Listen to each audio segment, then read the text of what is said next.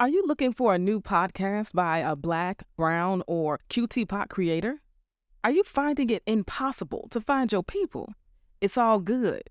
We got you with The Cube, the one and only curated app of music and podcasts by Black, Brown, and QT Pot creatives. Get into it. Visit thecube.app. That's TheQube.app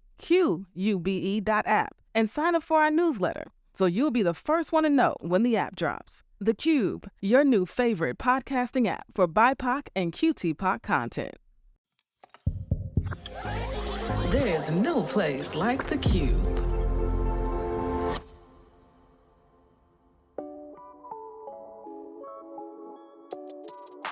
Family, welcome to episode 4 of Black HIV in the South. How did we get here? I'm Anna DeShawn, your favorite queer radio personality, and I'm joined by my co-host, Duane Cramer. We all family these days. What's going on, Duane? Hey, I'm doing good, Anna. It's so good to hear your voice and to see you. Yes, all the things. And I'm really excited about this episode in particular. We've spent episodes 1 through 3 really talking about how we got here, the stigma, right? The homophobia, the racism. But today, in this episode, we get the opportunity to talk about the solutions. How do we get to zero, right? And I'm excited to talk about that because I do think it's possible.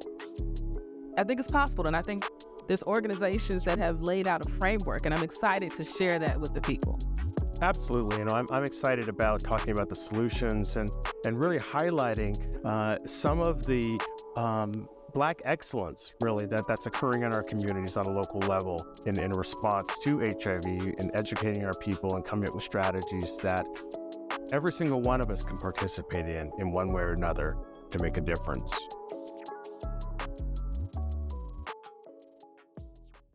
By now, I know Dafina has to be one of your favorite voices on this podcast. And I'm so grateful that I have been in conversation with her, as she is the executive director for the Southern AIDS Coalition, but also just a true, genuine advocate for the people. Like, for real, I've seen it for myself. Having a chance to talk to her about how we actually get to zero new infections in the South and what has to happen to break down the barriers that continue to stigmatize HIV in our communities. This right here is magic. Take a listen to what Dafina had to say. Well, one, a lot of people don't even know it's still an issue. I mean, folks think that already happened. That people still get HIV. AIDS is still a thing. I mean, it's out of sight, out of mind for so many folks in our communities. And so I think that's part of it. And then when it is top of mind, there's a lot of misinformation. So people think, well, that's a problem for Black folks that do that. That don't have nothing to do with me. They over there with the HIV, you know. So there's all these misconceptions and stigma around who has to deal with that. And who's worthy of being fought for, right? Like this whole idea of like, which Black folks do we care about? And we see that show up in a lot of spaces. I mean, we could start talking about our faith spaces. That's a whole nother thing. But I think that's part of it. And the misinformation, long-held stigma, people being unaware that it's still an issue that must be confronted in our communities and that people need to be loved on and supported as they receive an HIV diagnosis and want to thrive and live a long, wonderful life with an HIV diagnosis. You know, I think all of that, all of those things are barriers. And, you know, there has to be more to the conversation than just HIV too. If HIV could be put in the context of just the full range of health inequities in Black people in the South, whether we want to talk about heart disease or a million other things, it's the why, right? And so I think because HIV has been so heavily stigmatized, it's really hard to put it in the context of, well, let's just talk about health. Let's talk about what diseases are most disproportionately impacting Black folks. And those just aren't that we just don't typically include HIV in those conversations because that's your fault.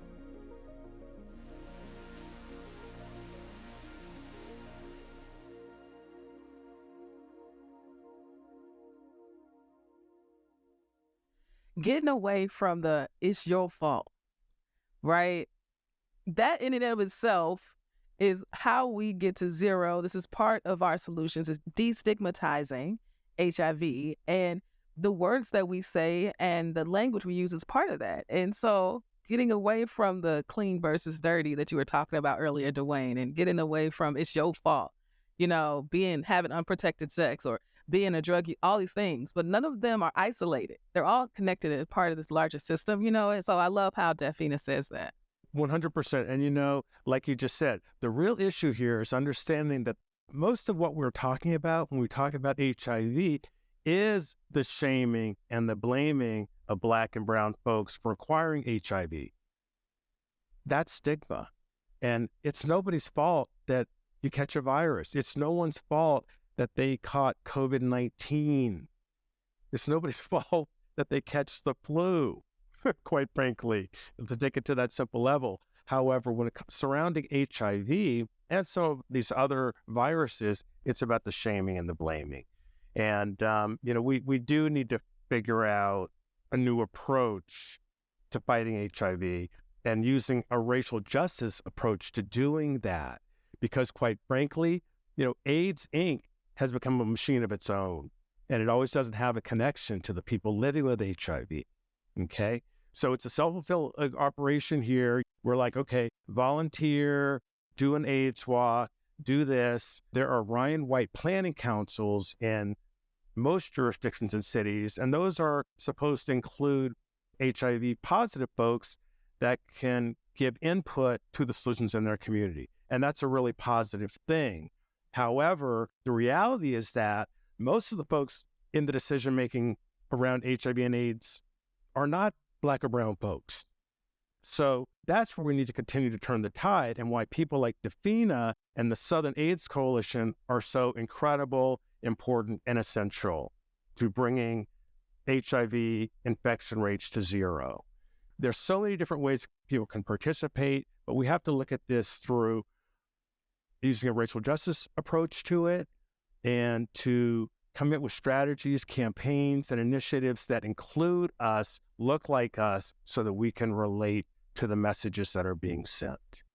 And part of that solution is coming out of the National AIDS Memorial and SAC and being funded by Gilead, called Change the Pattern. And Change the Pattern for me is absolutely brilliant. And how you all are approaching it makes so much sense to me. Let's see what Dafina had to say about Change the Pattern and how it is part of the solutions of how we continue to destigmatize HIV in Black communities. The AIDS Memorial Quilt has been around for 35 years. That's a long time. And it's touted as the largest public art project or public art display in the world. You're talking about 57 miles of quilts if you lay it all out, right? Thousands and thousands of lives captured and remembered in this fabric. And it's such a powerful demonstration. And I'm appreciative of this partnership because it also notes a recognition of who is not present in the quilt, because the quilt does not capture the number of lives lost to HIV and AIDS-related complications in the Southern United States, and more specifically, Black and brown folks. So if you lay the quilt out those 57 miles, less than 2 miles look like us. Less than 2 miles reflect Black lives, brown lives lost to HIV and AIDS. And that's a problem. But again, we want to be solutions oriented. And so Change the Pattern, our partnership with the National AIDS Memorial, it's made possible with resources from Gilead Sciences. It just calls that out and says, look, something's got to change. And I love the name because it's like, we got to change the pattern of the quilt. Communities of color are disproportionately impacted by HIV, just like we're disproportionately impacted by almost everything else, particularly in the South. And we need to name who we've lost. And it also is change the pattern around laws and policies and practices that allow this type of travesty and inequity to continue. So I'm so appreciative of the partnership because it is a chance to call folks into conversations around HIV and AIDS, particularly in Southern communities. It's an opportunity to provide space for families and loved ones to grieve, to acknowledge that they lost someone to AIDS-related complications. And when we do these programs, what we've already seen is people saying, we never talked about the fact that we lost him to AIDS. We said it was pneumonia. We said it was cancer. And so we're seeing families be healed through this process of acknowledging the legacy and beauty of people in their whole selves, inclusive of their struggles around an HIV and AIDS diagnosis. And so that's why this is important to me, because there's just so many layers to what it can accomplish. People think they're there to help make a pretty quilt, and it really is about making the community pretty and having these conversations that are really hard. And for people who are living with HIV to see that they are loved and supported, not just in death, but in life, by these conversations happening publicly.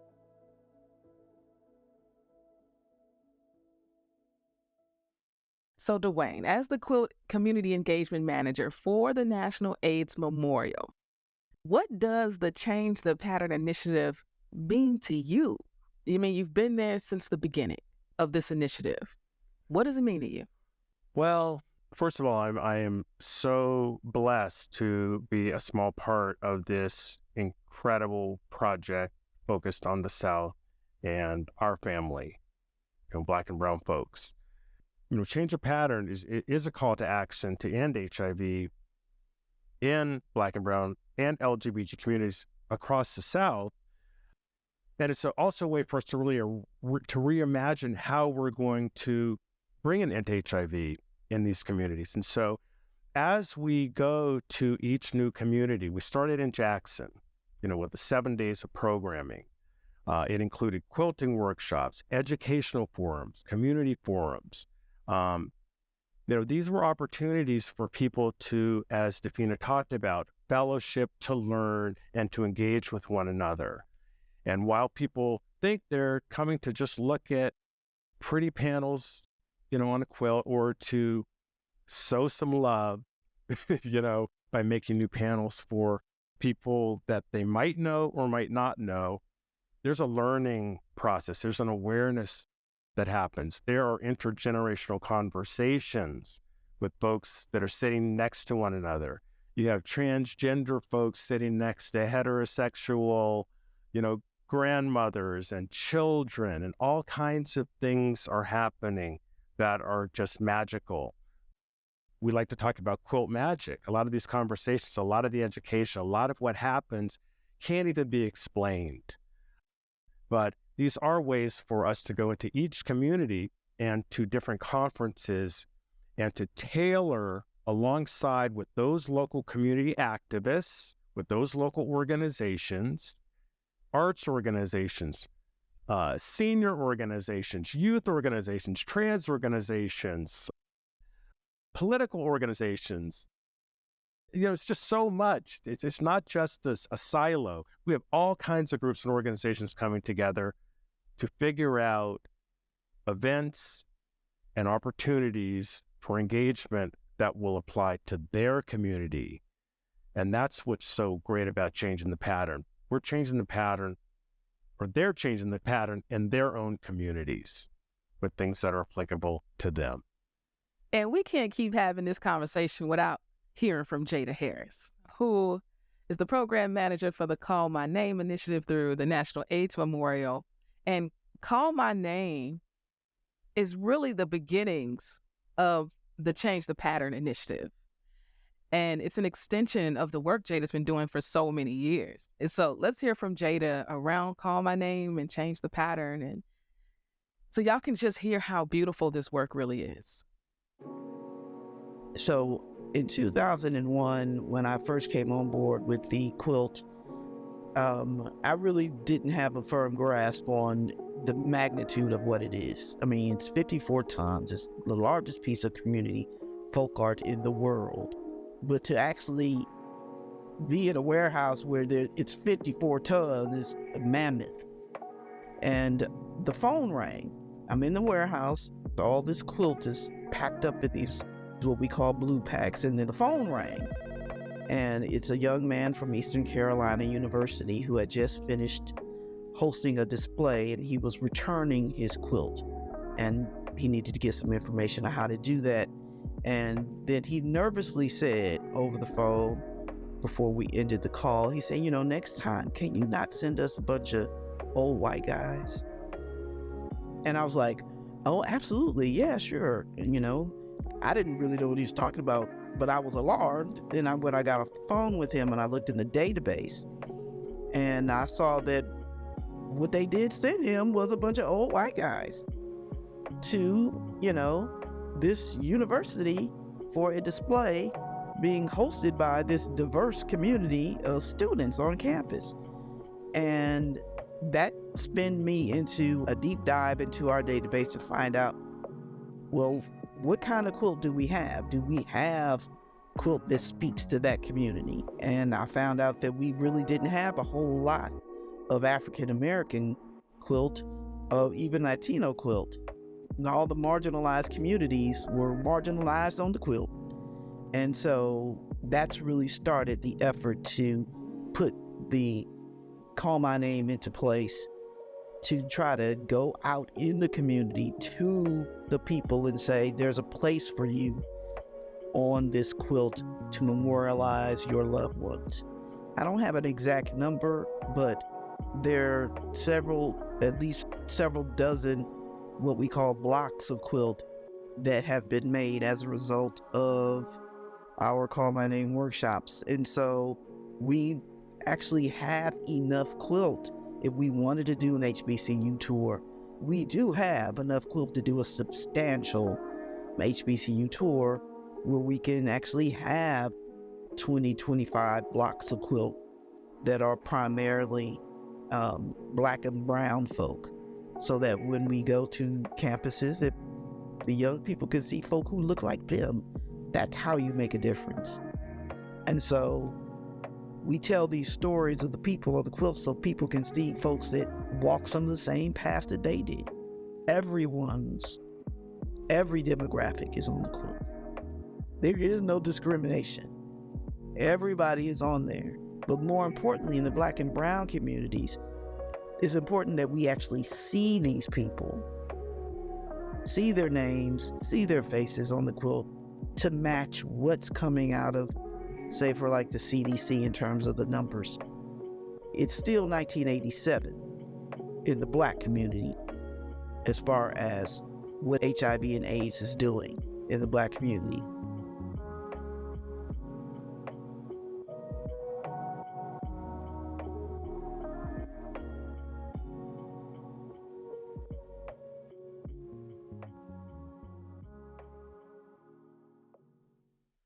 What Jada's talking about, and that experience she had when that person said, you just sent me all these white people, this white quilt. It doesn't look like us. It doesn't reflect who we are. It's actually showing that you're not part of this, which continues to allow the virus to continue, and for the homophobia and stigma around HIV to present itself, because let's be 100% here. The majority of those faces that she was talking about in the quilt are white gay men.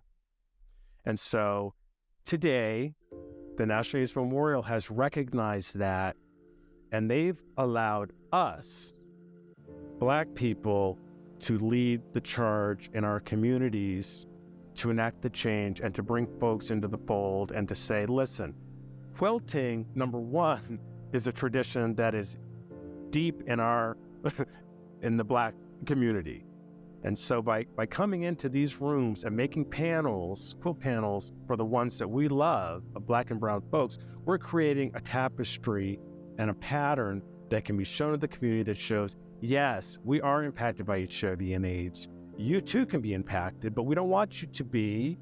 We want you to know the history, to know these faces and these people, and to know that they were loved, they are to be honored, and their lives are to be celebrated, because this isn't just a moving funeral. These are mothers, these are fathers, these are lovers, these are aunts, uncles, and children. This is our family. And so through the Call My Name program, that's just one amazing initiative and one part of the Change Your Pattern campaign that will allow us to heal ourselves and to be seen.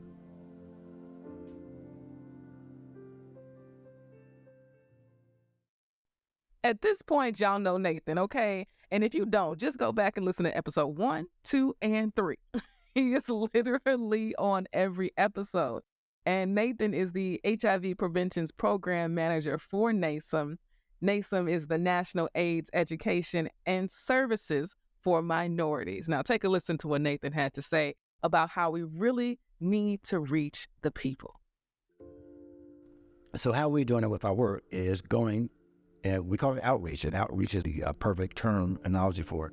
So we go places where other people won't go. We go places, we can have testing outside of some of the bathhouses and testing outside of the places that they go to buy sex toys and things like that, like not the names of them, but we go to them. I'm not trying to do a commercial for them, but you know where they are, you know who they are. But then also messaging, we know that we're in this social digital age. And so both Gilead and Beeb just released $50,000 grants specifically targeted for monkeypox awareness. And so my boss said, well, what would we do with the $50,000? How will we utilize that to be more effective? And they were talking about, oh, well, we could put stuff on our website. And then I was talking to a reporter. He was doing a story on monkeypox and was interviewing me. And as I started talking, it came out that where we should be having these conversations are where the people that are having these behaviors. So Grindr, Adam for Adam, Jack, the sex sites. If you look at what people who are having more than one partner, if you look at what people who are having unprotected sex, if you look at what people that are on the sex circuit, we know where they are. We know where they congregate. We know, where they utilize their self-expression. Why are we not utilizing those same platforms to reach them? There were agencies that said, we can't reach men who have sex with men, but you took a grant to reach them, but then you didn't reach it because you don't want to go where they are. And so a lot of this is grassroots outreach, where even in my staff is predominantly gay. And so we did the birthday bash year, which is like this big hip hop concert. And we were doing outreach there. And they were like, oh, but how am I going to go approach this big burly heterosexual man? I said, to say, well, you get paid. We get paid for outreach, and we don't have the opportunity to discriminate and then pick and choose who we speak to. And so part of what this work is that it's work that you have to be built for. You have to be built to be able to put your ego aside, to put your personality aside, and realize that you're out here on a mission. It's a ministry from my perspective, because I'm reaching out trying to save their souls, whether that soul is mental, whether that soul is physical. Because one, HIV is a biopsychosocial disorder. It doesn't just affect the individual's body. It's their mind, it's their social air space that they inhabit. So we provide methods and coping skills for all of those different intersectionalities that they exist in.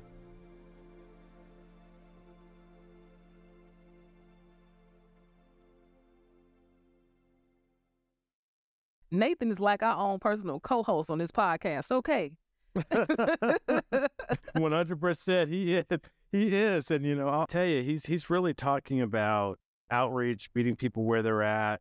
And he's really focused there kind of around the sex community. But, you can apply that to the drug community, in the intravenous drug community, on the streets, in the alleys, in the houses, in the crack houses. So we need to meet people where they're at and provide them with that information. So Nathan really encapsulated what we're doing to make a difference. And I love the approach, especially when it comes to the social and digital marketing approach. Outreach is an old school word, but there's new approaches to how we can leverage an old school term like outreach. You think of outreach, you think of a flyer, you think of a promo, maybe going to a party, right? But there are places on the internet where these folks are. And so why not reach them there as well, especially if you're getting a grant to do so? We can think creatively as to how we continue to destigmatize and how we continue to reduce shame and remove all the shame and get to a place where, there's some normalizing that has to be done here. And it can be done through outreach and it can be done through marketing. And, Duane, your work as a photographer for, I don't want to, decades. Yeah. I'm old. I've been around. A couple decades. A few decades. Your work over the last few decades with your photography has really been a part of that, as you've been a part of the Greater Than AIDS campaign. Testing makes us stronger. HIV stops with us. HIV stops with me. These campaigns have been integral in continuing to destigmatize and reduce shame when it comes to HIV/AIDS?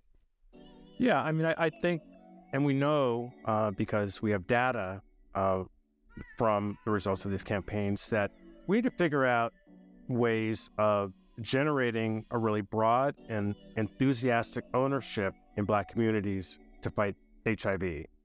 So if that means creating a campaign such as HIV Stops With Me, again, meet people where we're at, and we come up with creative ways to engage folks, to educate them, to make them aware, so that we can end this virus. And I think such a big part of it, to your point, is being so intentional about the funding. When I attended the Saving Ourselves Symposium, one thing that really stood out to me were the conversations around where the funding goes. And we talk about meeting people where they're at.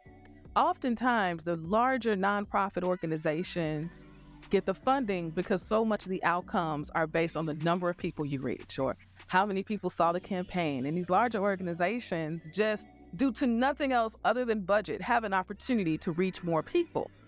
But when we talk about impact and when we talk about reaching people on the ground, there are so many smaller, just as impactful nonprofits who may not have the reach, but my God, the work that they're doing in these rural areas, driving 90 minutes to give someone, PEP or PrEP or educating them or doing a workshop or doing a training, and then driving 90 minutes back to their town, right? That's the work. That's the work that needs funding, not just the larger campaigns. And I think there's so much of the solutions are resting with some of these larger funding groups to make sure that they also are funding the smaller organizations that are doing the work with the people on the ground.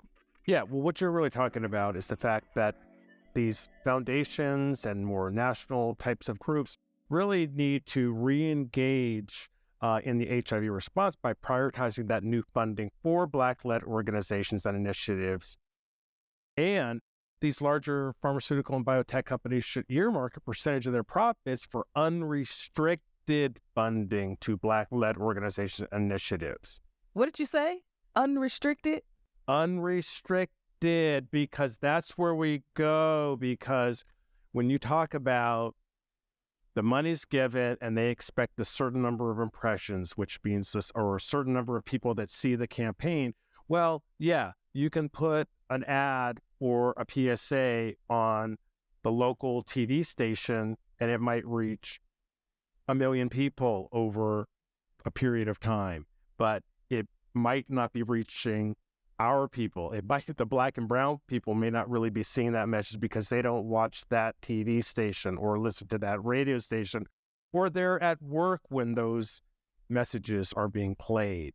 So it is critical that unrestricted funding is there so that people can create events and engagement opportunities that work for them. They have the answers. We just need to give them the funding and to have the leadership there to help guide them through a process of creating something that's going to be responsive to their needs and better their preferences. And there have been some really wonderful campaigns that have emerged with the goal of destigmatizing, educating, reducing shame, reducing harm. There's the U equals U campaign, which I learned about on this journey that I've been on. Which is so incredibly important. It is U equals U stands for undetectable equals untransmittable. Yes. I got it right? Yes, you did. I got it right. Yes, you did. And I'm going to tell you something. It's such an important campaign because it really is helping to break down the stigma around HIV. I love it. I didn't even know what U equals U was, so I'm so glad I got it right. Because I think it's just so important people know that if your viral load is low today, this is how far science has come, right? Everybody's doing the AIDS walks and everybody's wondering where the money is going. It's going to the science that now if you can get your viral load so low that you can't transmit it if you take your medications as prescribed, right? My viral load is undetectable. And, I'm blessed that I have not had any health issues related to HIV in the 26 years that the virus has been living with me, because, the virus is living with me. I'm not really living with HIV, just to let you know. I've had no problems because I have been fortunate enough to have, wonderful, a life-saving treatment plan to keep me safe. And another campaign, Like You Equals You, was here in Chicago, the AIDS Foundation of Chicago had the Prep for Love campaign, which intentionally centered pleasure and intimacy over traditional fear-based tactics that are commonly found, right, in HIV, STI prevention. And Elijah McKinney, who was an influencer here in Chicago, was part of that campaign as an ambassador. And that was beautiful. The campaign was beautiful because we should not be afraid of intimacy. You should not be afraid of centering pleasure and talking about in relation to HIV. And I think all these campaigns, all of these initiatives are helping to get us to zero new infections. It's one foot in front of the other, have another new medication and continue to make advancements. And I think that we're living in a time where the opportunity to live and thrive with HIV is today. So when this journey started with me going to San Francisco to cover the 35th anniversary of the AIDS Memorial Quilt, there was just so much that I did not know. And the more that I learned, the more that I wanted to share with y'all, because I care so deeply about Black folks and Black queer folks in particular. This journey of talking about Black HIV in the South and how we got here, where we are today, is so crucial to our survival. How much do you care about Black liberation? How much do you care about our freedom? Because HIV is killing us. This is a solvable problem. We just have to care enough to leave the stigma behind. So I asked our guests, all the ones you've come to love on this podcast, what is our call to action? How can we as individuals live in our everyday lives, in our homes, in our cities, in our communities? How can we actually create a change? So we'll hear from Dafina Ward, the executive director at the Southern AIDS Coalition, Deirdre Speaks, HIV advocate and public speaker, Nathan Townsend, HIV prevention programs manager for NASM, Jimmy Gibbs, the National CFAR Coalition chair, and Jada Harris, the program manager for the Call My Names project with the National AIDS Memorial, on what we can actually do to end this crisis in the South. I would say first and foremost, find out where the work is happening in your organization, in your community. Find out what organizations are serving and supporting people living with HIV, doing work around HIV prevention. Give them some money. That would be a great thing. If you don't have money, give them your time. They say if you can't be a check writer, be a cheerleader. Be a resource, be a support, and support those organizations. Be an encouragement for them and a resource. That's one. Two, find out about criminalization in your community and where it stands. Find out about whether there's any type of anti-LGBTQ legislation happening. In many southern states, we're seeing young trans folk and trans families being attacked. Find out if your state has anti-discrimination laws that protect communities most impacted by HIV. Find out what is happening and see how you can be a voice to make things better. It is not just about working with HIV organizations and supporting them. It's also about making sure that we have a landscape in our communities where folks can live without being ostracized and being criminalized. That's so critically important. So my call to action is always educate yourself and then tell somebody else. And that's what we need folks to do. I came up with this equation, and it says minutes plus or minus moments equals a lifetime. And it takes a minute literally to complete a task. So, take a minute. Sometimes, I used to say when I did my presentations in front of colleges, it takes a minute to get lucky, 60 minutes, but it might be 3-4 minutes to have sex. Take a moment to put on a condom. If you do or you don't, or put on a barrier, it could equal a lifetime of all kinds of things, whether it's positive or negative lifetime memories, whether you come up with an STD or HIV, but it's just a memory that you take and you live and you learn and you leave with love and make sure that someone else learns the lesson right along with you. How I feel that a lot of this really boils down to self-control, self-esteem, how we are self-actualized. And many of us are broken and we look for love. You know, you say you look for love in all the wrong places. And too many times then we realize that the first place that we need to look for love is in the mirror. The first place that we need to seek love is within ourselves. We have to change our behaviors. We have to change the way we think. It's our behaviors towards our own selves. We have to start valuing ourselves as assets and not just claim empty affirmations. We have to believe these narratives, and a lot of it is self-destructive things that we've been telling ourselves over and over again. Some of our biggest naysayers are ourselves, you know. So it's reprogramming. That's the word. We have to reprogram ourselves. You may not like the HIV cause. You may not like that. But Jesus called us to be uncomfortable about doing the work that he calls us to do, which is to care for one another, take care of one another. So you have to look at it and say, what is God calling us to do? Berate each other? He's waiting on us to do this work. God could care less about all that stuff. God cares about your heart, your soul, your mind, and what are you doing for each other? This is what the Christian movement should look like. Well, we call it change the pattern because we want people to look at things differently, do things in a different way.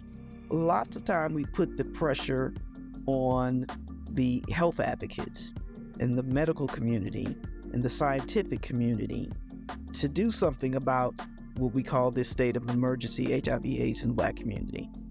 But at the same time, there is a way for those of us who work in the arts to do our part. And our part is to show what is happening. And this is a way to show what is happening and for people to say, I want to make sure that my names from my community are represented so we can see, because as much as it is an activist tool, and it is, an educational tool, it's also an incredible art piece.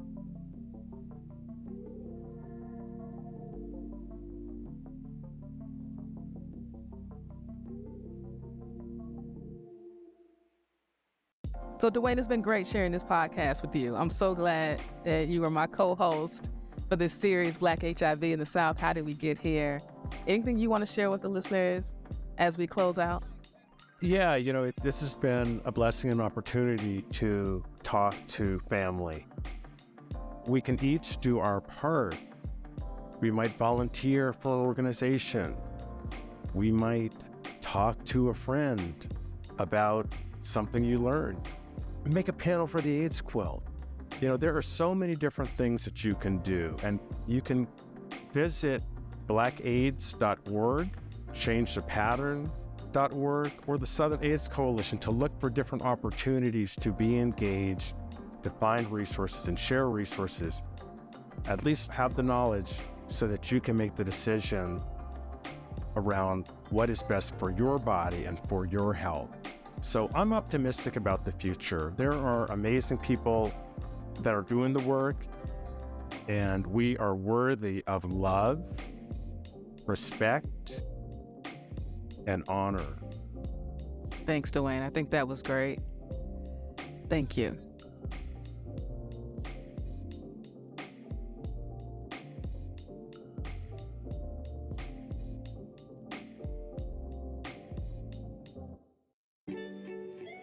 Black HIV in the South is an exclusive production of The Cube. The show is produced by Latrice Sampson Richards of STS Productions and edited by Experience J of Just Listen Media. Follow us on social at The Cube app and check out The Cube to discover the best BIPOC and QTPOC podcasts.